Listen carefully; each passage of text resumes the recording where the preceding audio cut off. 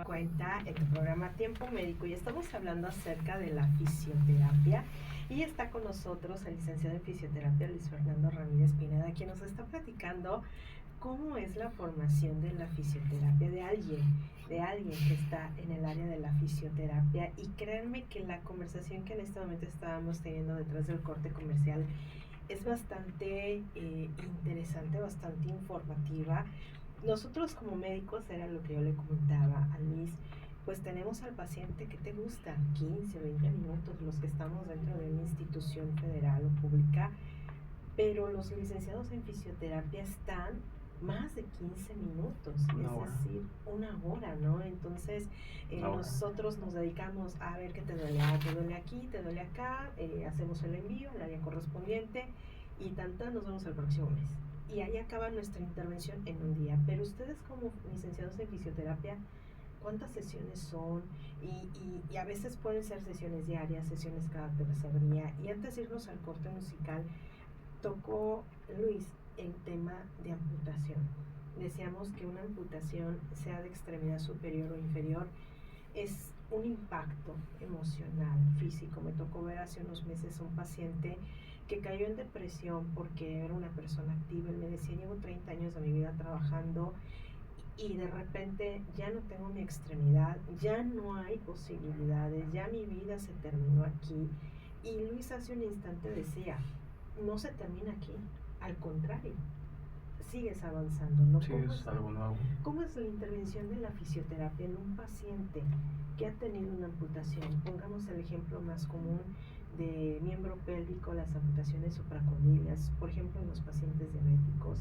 ¿Cómo es la intervención de la fisioterapia? Bueno, primero, pues el abordaje al paciente tiene que ser como con mucho cuidado,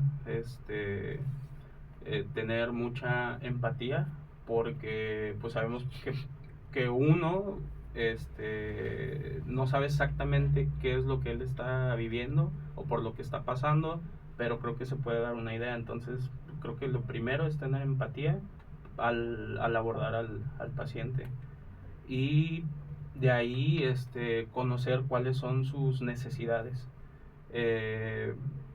Una vez que ya conozcas sus necesidades, pues se valora si el paciente es apto, si tiene fuerzas, o sí, si tiene fuerzas para que sea candidato a una prótesis o una órtesis. ¿Y ahí cómo tú lo evalúas? ¿Cómo es que un paciente puede ser candidato a una prótesis? Mediante pruebas de esfuerzo nos podemos dar cuenta si el paciente es candidato o no, ya que pues al utilizar una prótesis, pues sí se requiere más fuerza o más trabajo al momento de empezar a trabajar y recuperar la marcha, en el caso de una amputación de miembro inferior.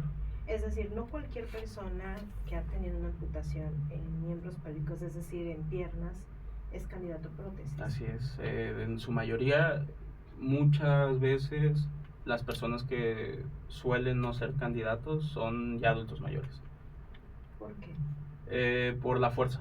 Hay una disminución del tono muscular, entonces ya no se le puede considerar candidato. Es decir, aquí en esto la importancia radica en la fuerza. Obviamente es entendible que en un paciente adulto mayor ya la fuerza muscular está totalmente disminuida o prácticamente, ¿no? Hay una disminución bastante importante. Ustedes como licenciados en fisioterapia nos estamos platicando de que también estás en contacto con pacientes que, por ejemplo, han sufrido, nosotros le llamamos evento vascular cerebral, ¿no? Y que quedan con secuelas, es decir, con parálisis de la mitad del cuerpo, y algunos te conservan funcionamiento cerebral, es decir, que te entienden las indicaciones. Sí. Pero ¿cómo es la intervención de la fisioterapia en aquellos que quedan con ciertas secuelas? Es más complicado. ¿Quién se apoya el fisioterapeuta?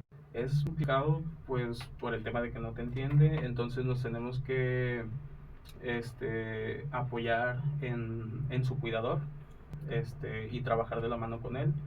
¿Por qué? Porque también creo que es importante mencionar esto, lo que te decía en el corte, que sí te tienes que enfocar en el paciente, rehabilitarlo, pero también te tienes que